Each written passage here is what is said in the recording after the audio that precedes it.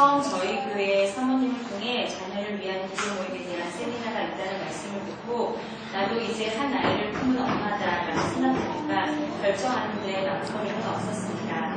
물론 이 세미나를 아이를 갖기 전에도 알 수도 있었겠지만 정말 한 아이의 엄마가 되고 나서 더 갈급한 마음으로 오게 하신 하나님의 세심한 계획에 감사드립니다.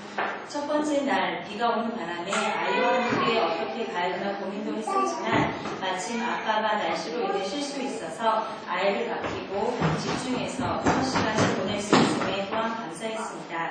찬양과 함께 성령님의 임재하심을 느낄 수 있었고 전도사님의 마이크에 대한 소개와 자녀가 없으심에도 불구하고 이 일에 대한 열정과 하나님의 사용하심이 놀라울 따름이었습니다.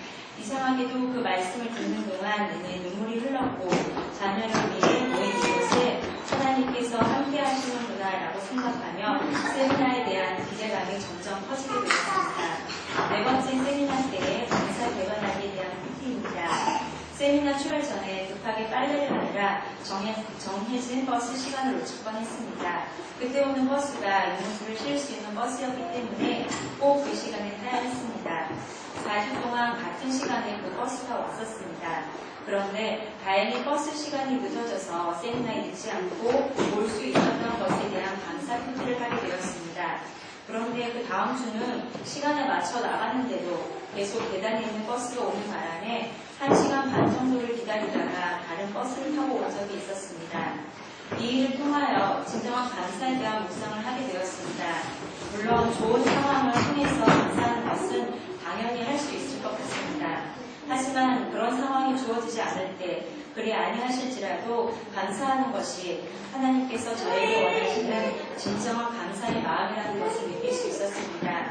그때부터 하루에 한 가지씩이라도 감사하는 제목을 찾아서 묵상하려고 노력하고 있습니다.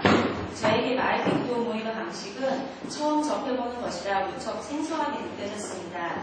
먼저 말씀을 통하여 하나님의 성품을 찬양합니다. 오직 하나님이 어떤 분이신지 묵상하고 고백합니다. 그리고 우리 안에 하나님의 성품이 아닌 것들이 있었다면 알려주시고 고백함으로 마음을 정결하게 합니다. 세 번째로 우리 기도에 어떻게 응답하셨는지 감사함으로 나누게 하십니다.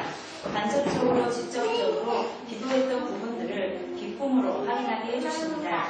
끝으로 서로의 자녀들과 관계된 상황, 사람들을 위해 말씀으로 기도하게 됩니다.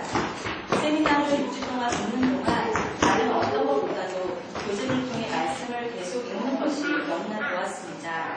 다른 문제들도 마찬가지지만 자녀에 대한 해답은 말씀 속에 있는 걸 알 수 있었습니다.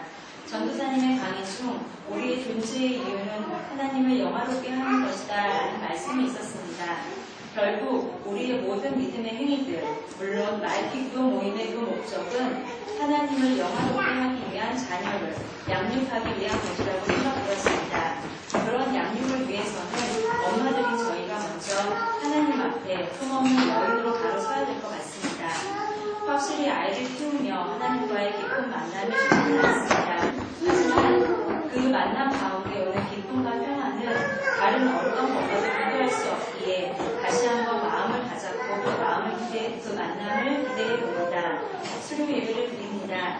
마이크 기도 모임이 한 번의 교제로 끝나는 것이 아니라 날마다 기도의 능력을 경험하는 하나님 보시기에 기뻐하시는 모든 마이키가 되기를 소망합니다.